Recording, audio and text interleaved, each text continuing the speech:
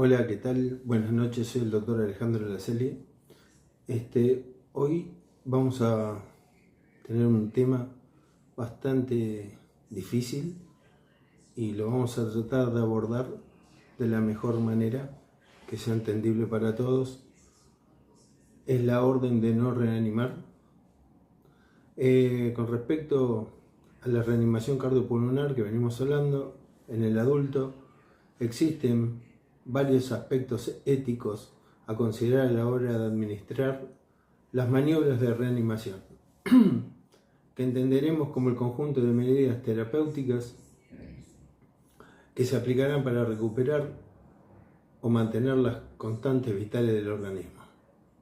Como en cualquier otro acto médico, nuestro objetivo será respetar los principios éticos y para esto cabría hacer un análisis ético clínico acabado de cada caso de paro cardiorrespiratorio que nos presente. Lo anterior cobra aún mayor relevancia ante situaciones de urgencia, especialmente porque implican llevar a cabo medidas terapéuticas con limitaciones prácticas importantes en un tiempo muy acotado a la hora de tomar decisiones. En cuanto a la reanimación, el objetivo de esta charla es plantear aquellos dilemas a los que nos vemos enfrentados a la hora de reanimar a un paciente en PCR. Reconocer cómo se involucran los principios éticos en RCP, plantear un modelo de análisis ético clínico para adecuarse al contexto de urgencias, guiar nuestro accionar para en lo posible evitar manejos futiles que signifiquen un daño para nuestro paciente. Esto de futiles es una palabra que se maneja o es un tratamiento fútil aquel que no va a alcanzar las metas terapéuticas, ya que el fin terapéutico en ese enfermo se ha tomado imposible. La ética es la disciplina que estudia las acciones humanas voluntarias y por lo tanto libremente elegidas desde el punto de vista de si son buenas o malas. Como verán, hoy es una clase que no es que estoy serio ni nada por el estilo, sino que verdaderamente reviste ese estado, porque es muy difícil pasar por esta situación. Como cirujano me ha pasado varias veces, estando en el hospital Argerich, en la guardia del hospital, también me ha pasado varias veces, así que trato de llevar siempre, como les digo, la experiencia vivida. La orden de no reanimar es parte del acto médico y por lo tanto nuestra responsabilidad. Dentro de los fines de la medicina, conceptos claramente conceptualizados y expresados en varios documentos que hay escritos, se definieron 4 objetivos fundamentales, 3 de los cuales muy involucrados en el manejo de fin de vida de nuestros pacientes. El primero que vamos a hablar es prevención de las enfermedades y lesiones y promoción de la conservación de la salud. El segundo, el alivio del dolor y el sufrimiento causado por los males. El tercero, la atención y curación de los enfermos y los cuidados a los incurables. El cuarto, evitar una muerte prematura y la búsqueda de una muerte tranquila. La realidad concreta siempre será más rica que nuestros esquemas intelectuales y por lo tanto los desborden. De ahí que el proceso de esta toma de decisiones clínicas no puede consistir en una pura ecuación matemática, sino que en el análisis cuidadoso y reflexivo de los principales factores implicados, que si bien no nos garantiza encontrar la mejor solución, sí disminuye la posibilidad de pasar por alto aspectos relevantes para la toma de decisión. Ahora, en el contexto de la urgencia, Muchas veces nos será imposible realizar un análisis cuidadoso y reflexivo de todo esto, porque por lo que no veremos en el desafío de tomar la mejor decisión posible de forma rápida y muchas veces ciegos a información relevante a considerar. ¿Cómo podemos hacerlo? Siempre digo lo mismo. En base al modelo de los análisis éticos clínicos, podemos plantear el siguiente ejemplo, como es identificar y describir un problema ético clínico, en este caso en una PSR. Nuestra pregunta será si es lícito iniciar o no iniciar maniobra de reanimación. Es importante considerar que el hecho de realizar el RCP requiere el tratamiento completo y los protocolos de reanimación incluyen intubación para asegurar la vía aérea y administrar apoyo ventilatorio en la unidad siempre de cuidados intensivos. No se trata solo del masaje, sino de invertir todos los recursos que nosotros tenemos disponibles para reanimar al paciente en paro. Nuestro objetivo será, mediante la reanimación, alcanzar el mejor autocome posible, es decir, que un individuo cognitivamente intacto y con una aceptable calidad de vida sin deterioro significativo respecto a su estado premórbido. Los profesionales, nosotros de la salud, responsables de mantener nuestro conocimiento y entendimiento y capacidad técnica de entender los principios éticos involucrados antes de vernos envueltos en una situación real donde se deben tomar decisiones respecto a la reanimación de un paciente. Le digo que la Asociación Médica Mundial, hemos leído algunos papers, define el tratamiento médico fútil como aquel que no ofrece una posibilidad razonable de recuperación o mejora, o aquella permanentemente no le traerá al paciente beneficio alguno. La reanimación es considerada útil, fútil, cuando las posibilidades de una supervivencia de buena calidad son mínimas. El primer prerequisito que necesitamos para considerar un tratamiento fútil es determinar si existe o no indicación médica para administrarlo. La decisión de no intentar maniobra de reanimación no requiere el consentimiento del paciente ni de sus cercanos, y no administrar maniobra de reanimación en ningún caso significa abandonar al paciente o a sus familiares. Es muy difícil de entenderlo esto, ojalá que la gente sepa comprenderlo. Nosotros los médicos siempre nos encontramos ante esta disyuntiva grande que significa abandonar al paciente o a sus familiares. Referencia a principios éticos involucrados, la autonomía. El respecto de esta se refiere a la obligación del médico tratante de respetar las preferencias del paciente y tomar, por supuesto, las decisiones que estén en armonía con los valores, preferencias y creencias de este. Si bien no podremos saber lo que quiere un paciente al momento de encontrarse en paro cardiorrespiratorio, sí, muchas veces los pacientes han manifestado anteriormente no querer que se les realicen ningún tipo de reanimación cardiopulmonar. Existen documentos legales que expresan esas voluntades, directivas anticipatorias, designación de un cuidador cercano, testamento vital. Las directivas anticipadas deben cumplir con 3 criterios: existir, ser válidas y aplicables, situación que no se dará en la mayoría de los casos de paro cardiorrespiratorio que tengamos que atender nosotros.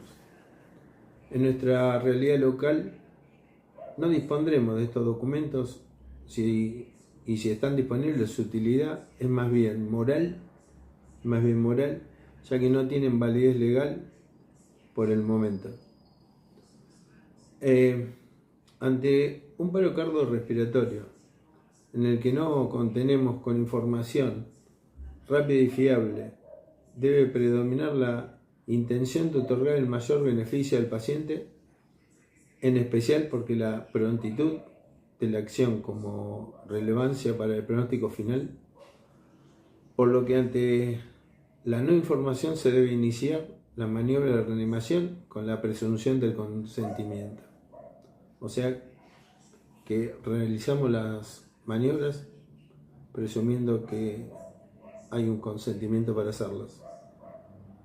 ¿Cómo podemos respetar la autonomía de un paciente en paro? Esa es una gran pregunta, es la pregunta de todos. Se describe siempre un marco ético de la toma de designaciones subrogadas.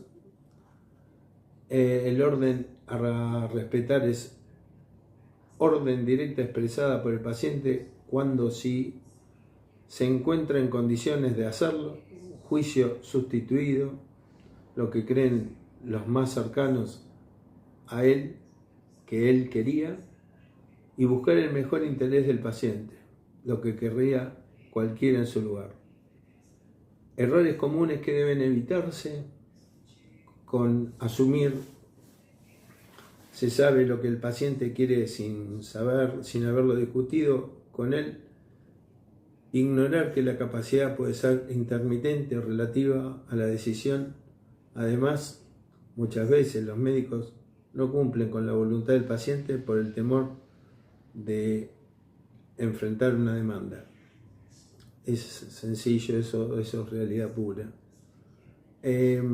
Cuando hace unos días tomé la decisión de dar esta charla, que me parecía demasiado importante, he recibido mensajes de un montón de lugares y todos eran casos donde la gente me refería que les había pasado algo similar a esta situación. Entonces por eso quizás no es que el resto no lo tome con respeto, no, las otras clases que hemos dado, pero quizás fueron todas mucho más rápidas, sencillas y llevaderas, pero esta es mucha seriedad, mucha responsabilidad para nosotros los médicos, porque vemos tanto los sufrimientos internos que tenemos como los externos de los familiares, amigos o quienes estén cerca de los pacientes. La beneficencia implica que las intervenciones que se realizan deben ir en beneficio del paciente luego de evaluar los posibles riesgos y beneficios involucrados en la decisión. Si bien la RCP es un procedimiento no exento de riesgos, el beneficio de salvaguardar la vida de un paciente pareciera primar, al menos en contexto de urgencia en donde hay tantas incógnitas para nosotros, imposible de resolver en un principio. La no maleficencia viene desde un axioma de Hipócrates que decía: ayuda o al menos no dañes. La RCP no debe realizarse en casos futiles, como le expliqué, aunque reconocemos la dificultad en definir precisamente la futilidad. Para cada caso particular, siempre se debe considerar que la reanimación cardiopulmonar es un procedimiento invasivo con pocas probabilidades de éxito. Pero ante un PCR, la norma será reanimar en un principio favoreciendo la beneficencia. La justicia distributiva puede incluirse como demandantes legítimos de recursos escasos a los individuos permanentemente inconscientes que no tienen ni tendrán intereses de su experiencia. Si una familia no acepta la muerte de un paciente inconsciente, ¿se justifica usar recursos para mantenerlo con vida? Como estas preguntas nos hacemos un montón, varias, y quizás no tenemos respuesta. Las consideraciones éticas respecto al paro cardiorrespiratorio incluyen alcanzar el mejor resultado posible para el paciente, sus cercanos y la sociedad en general con una justa distribución de los recursos disponibles, no administrar tratamiento médico específico por motivos de costo económico no es aceptable para nada, pero sí es apropiado considerar los costos y potenciales beneficios para el paciente, la familia y la sociedad. El análisis de la información éticamente relevante, generalmente estamos enfrentados a la existencia de la información respecto al paciente, su historia clínica y sus preferencias, pero sí existe información clínica que debemos considerar a la hora de iniciar o no maniobras de reanimación. No se deben iniciar maniobras de reanimación si existen signos evidentes de muerte biológica, rigor mortis, livideces fijas o en áreas de declive, decapitación, destrucción craneal y cerebral masiva, descomposición o putrefacción, incineración.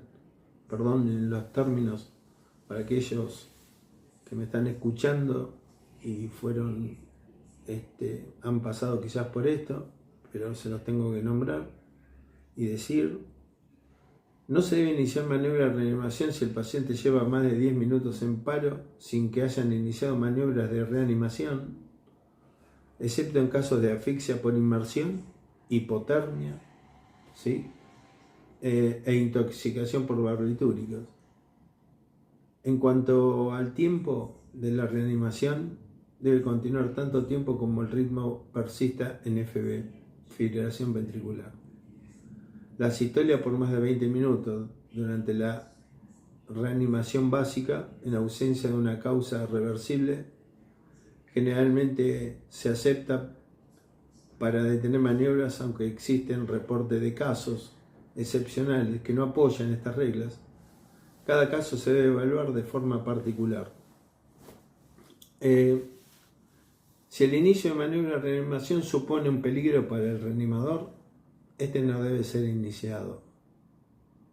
Actualmente no existen herramientas válidas para pronosticar estado neurológico ni los autocomunes clínicos durante las primeras horas después del retorno de la circulación espontánea, por lo que no se deben tomar decisiones utilizando estos criterios.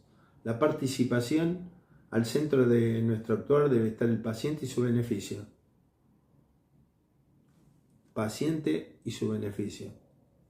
También estará involucrado el equipo médico que tiene que tomar la decisión, la familia que muchas veces tiene expectativas poco realistas de la reanimación, a los que hay que brindarles apoyo y contención. El deseo de los familiares no será la decisión definitiva, aunque hay que hacer el mayor esfuerzo posible para conversar con ellos y tomar la decisión en conjunto. Será útil preguntarles qué habría decidido su familiar de estar en condiciones de decidir, qué decisión tomaría si fuese yo mismo el que estuviera en esa condición crítica, y está la evaluación de las alternativas de acción que se dan siempre y cuando no haya signos evidentes de muerte, tomar la decisión de iniciar o no iniciar maniobra de reanimación. En caso de duda, que será la mayoría de los casos, se debe efectuar del modo que dé más garantía de preservar un bien mayor. En este caso, la vida, que puede estar en juego. La resolución del problema es una reanimación cardiopulmonar que no tiene chances de éxito en términos de sobrevida, o una calidad de vida posterior que sea aceptable.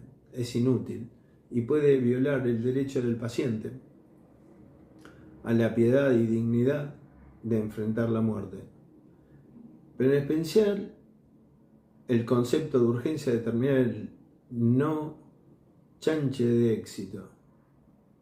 Es muy difícil y en contraste a otras terapias médicas, una reanimación con tasas menores de 1% de éxito aún justificaría hacer todos los esfuerzos por alcanzarla, ya que el beneficio es tan importante que parece compensar el balance costo-beneficio. Lo que quiero aclararles es que todos los que ahora me estén escuchando lo vivieron, lo viví, y estas decisiones son demasiado difíciles. Por eso trato de hacerlo con terminología que puedan entenderlo lo más claro posible. Si existe implementación de la práctica, si existe que usted tiene una indicación médica y no existe información fidedigna y rápida de obtener que justifique no iniciar la RCP, la conducta que sugerimos es iniciar maniobras de reanimación. Ahora, si una vez iniciadas las maniobras y alcanzado el retorno de la circulación espontánea, obtenemos información que nos hubiese hecho decidir no iniciarlas, como que el paro haya sido consecuencia final de una enfermedad irreversible de mal pronóstico, o el paciente haya expresado anteriormente de forma verbal o escrita el deseo de no recibir el RCP. Eso siempre lo tenemos que tener en cuenta. Desde el punto de vista ético, no hay diferencia entre no iniciar un tratamiento por considerar que su utilidad es dudosa y suspenderlo, que ha mostrado ser inútil. La evaluación siempre será bueno apoyarnos de un comité de ética asistencial, que en el contexto de la emergencia no será posible de consultar, pero sí a la hora de haber administrado el RCP y considerar retirar las terapias. En el contexto de urgencia, ante un paciente en paro y sin contar con información necesaria, se sugiere iniciar maniobras de reanimación. No tenemos duda de eso. Teniendo en cuenta que puede que esta no sea la mejor decisión una vez que podamos obtener mayores antecedentes del paciente. En este caso, sería éticamente aceptable volver atrás, lo que sería imposible si ante la duda decidimos no iniciar maniobra de reanimación. Bueno, esto fue todo. O sea, siempre voy a estar abierto a lo que tengan dudas o no, o haya quedado claro, pero siempre voy a estar para tratar de explicar. Y como siempre les digo, si no encontramos la explicación, la buscaremos y la buscaremos juntas. Esta no voy a hacer la despedida de siempre ni nada por el estilo. Esta es una charla demasiado como para que nos deje pensando. Nosotros los médicos estamos bastante claros de la situación, pero que deje pensando a gente que le ha sucedido esto, y ojalá que haya sido lo más claro posible. ¿Sí? Un saludo para todos y hasta la próxima.